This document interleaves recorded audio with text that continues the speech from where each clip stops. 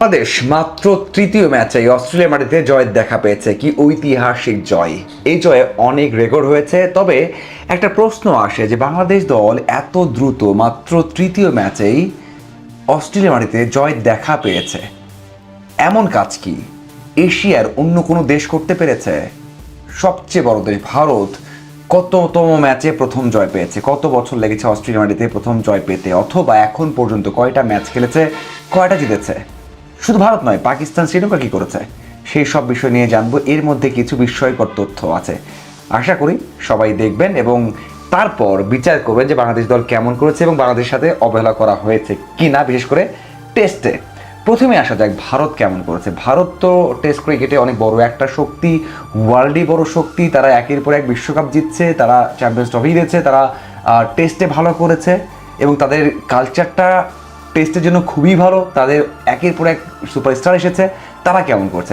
ভারত প্রথম টেস্ট খেলেছে অস্ট্রেলিয়াতে 1947 সালে। 1947 সালে ফার্স্ট ম্যাচ খেলেছে অস্ট্রেলিয়ায় গিয়ে। প্রথম ম্যাচে ইনিংসে হেরেছিল, দ্বিতীয় ম্যাচে ড্র করেছে, মানে দারুণ কামব্যাক করেছে। কিন্তু প্রথম জয়ের জন্য তাদেরকে অপেক্ষা করতে হয়েছে 30টা বছর অপেক্ষা করতে হয়েছে এবং অপেক্ষা করতে হয়েছে 11 ম্যাচ, মানে 12তম ম্যাচে গিয়ে প্রথম জয়ের দেখা পেয়েছে ভারত অস্ট্রেলিয়ার মাটিতে।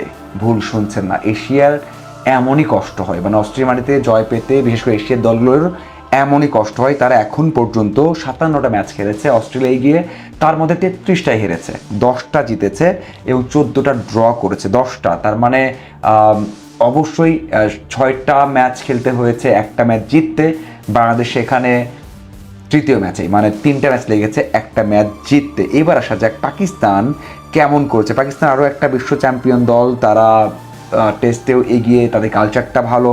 তারা প্রথম ম্যাচ খেলেছে 1964 সালে অস্ট্রেলিয়ায় গিয়ে।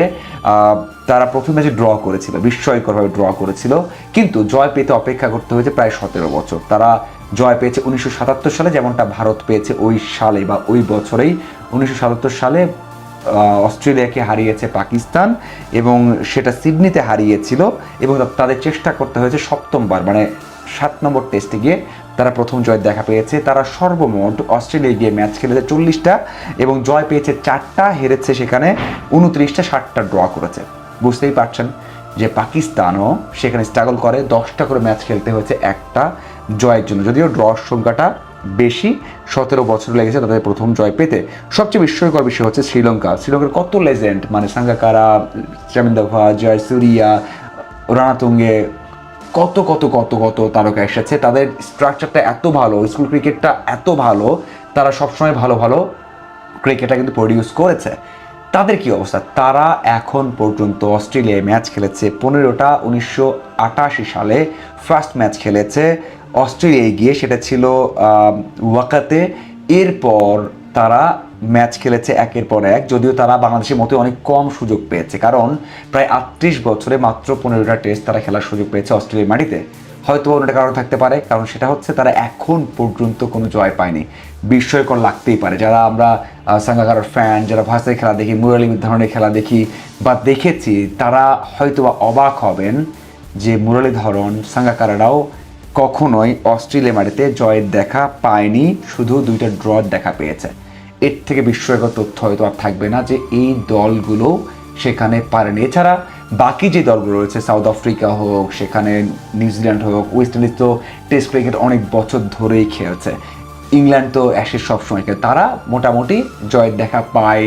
তারা স্ট্রাগল না করলেও তারা অস্ট্রেলিয়াকে ভালো প্রতিদ্বন্দ্বিতা করে বা চাপের মুখে ফেলে, কারণ তাদের পেস ডিপার্টমেন্ট হোক, তারা কন্ডিশন হোক, সব দিক দিয়ে এগিয়ে থাকে। বাট এশিয়ার দলগুলোর মধ্যে এখন আপনি কাকে এগিয়ে রাখবেন? বাংলাদেশ দল তৃতীয় ম্যাচে ফার্স্ট জয় পেয়েছে, সেখানে পাকিস্তানকে একটা জয়ের জন্য ম্যাচ খেলতে হয়েছে 10টা করে। শ্রীলঙ্কা এখন পর্যন্ত একটা জয়ও পায়নি, আর ভারত 10টা জয় পেয়েছে সেখানে 57টা ম্যাচ খেলে। এখন আপনি বলতে পারেন যে বাংলাদেশ সবার থেকে এগিয়ে আছে, আমিও বলতে পারি যে বাংলাদেশ এগিয়ে আছে। তবে একটা জায়গায় আফসোস, যেটা আমি বললাম, যে বাংলাদেশ দল খুবই কম সুযোগ পেয়েছে, তাদেরকে বা বাংলাদেশকে বা আমাদেরকে অবহেলা করা হচ্ছে। আমরা 23 বছর পর সুযোগ পেয়েছি সেখানে খেলার এবং বাজিমাত করে দিয়েছি, দেখিয়ে দিয়েছি যে আমরা পারি। এখন কথা হচ্ছে যে বাংলাদেশ দল এটা ক্যারি করতে পারবে কিনা, আর অন্যরা এটা দেখবে কিনা। এই যে স্ট্যাটগুলো মিথ্যা তো বলে না। এখন দ্রুত একটা আমন্ত্রণ জানানো হোক বাংলাদেশ দলকে, হয়তো 2 বছর পর, হয়তো 3 বছর পর, অফার আসুক, বাংলাদেশকে খেলার জন্য অস্ট্রেলিয়া ডাকুক, অন্তত সেটা ডিজার্ভ করে। যদি আমরা পরিসংখ্যানটা দেখি, এখনও শ্রীলঙ্কা জয় পায়নি, পাকিস্তান 4টা জয় পেয়েছে ইতিহাসে, অন্যদিকে ইন্ডিয়া জয় পেয়েছে বা ভারত জয় পেয়েছে 10টা অস্ট্রেলিয়ার মাটিতে।